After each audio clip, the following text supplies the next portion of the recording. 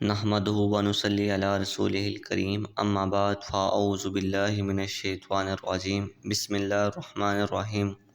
صحیح مسلم میں ہے کہ عبداللہ بن عمر رضی اللہ تعالی عنہما سے روایت ہے کہ نبی پاک صلی اللہ تعالی علیہ وآلہ وسلم نے زکوٰۃ فطرہ ایک سا فرمایا جو غلام و آزاد مرد عورت چھوٹے اور بڑے مسلمان پر مقرر کی، اور یہ حکم فرمایا ہے کہ نماز کو جانے سے بیشتر پہلے ادا کرو، یعنی کہ نماز میں جانے سے پہلے ادا کرو۔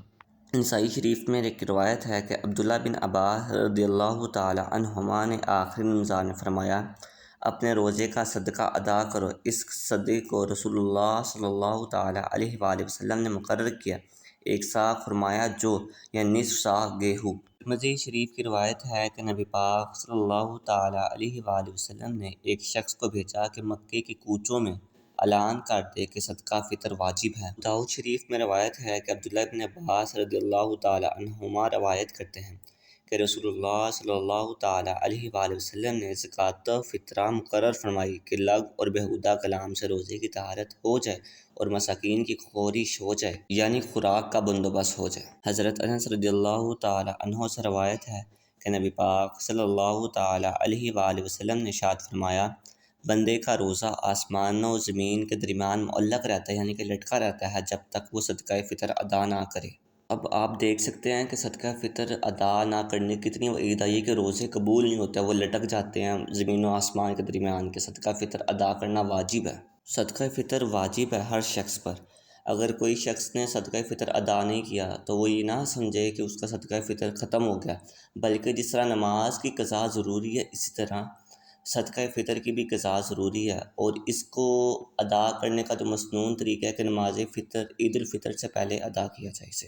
صدقہ فطر شخص پر واجب ہے، نہ کہ مال پر۔ اگر کوئی شخص اس حال میں مرا کہ اس نے ادا نہیں کیا تھا، ہاں اگر ورثہ اپنے طرف سے بطور احسان ادا کر دیں تو ہو جائے گا، ان پہ کوئی زور و زبردستی نہیں ہے۔ اگر وصیت کر کے گیا تو اس کے تہائی مال سے ضرور ادا کیا جائے، اگرچہ ورثہ اجازت نہ دیں۔ صدقہ فطر کس شخص پر واجب ہے؟ صدقہ فطر ہر مسلمان آزاد مالک نصاب اور جس کی نصاب حاجت اصلیہ سے فارغ ہو اس پر واجب ہے۔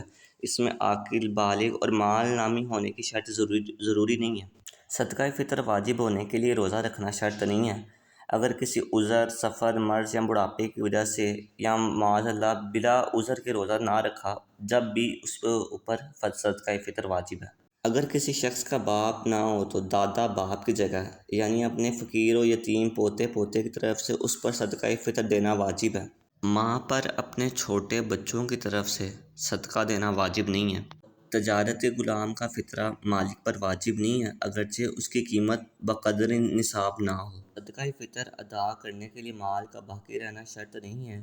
مال ہلاک ہونے کے بعد بھی صدقہ واجب رہے گا، ختم نہ ہوگا، اگرچہ زکوٰۃ اور عشر یہ دونوں مال ہلاک ہونے کے بعد اگر ساقط ہو جائیں گے اس پر۔ اگر دو شخصوں نے مل کر غلام کو خریدا ہے تو کسی شخص پر بھی صدقہ فطر واجب نہیں ہوگا۔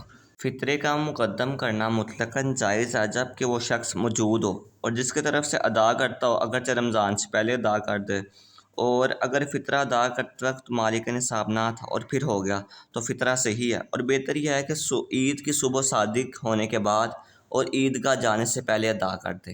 کیا فطرہ ایک شخص کو دینا ضروری ہے؟ ایک شخص کا فطرہ ایک مسکین کو دینا بہتر ہے، اور چند مساکین کو دے دیں تب بھی جائز ہے۔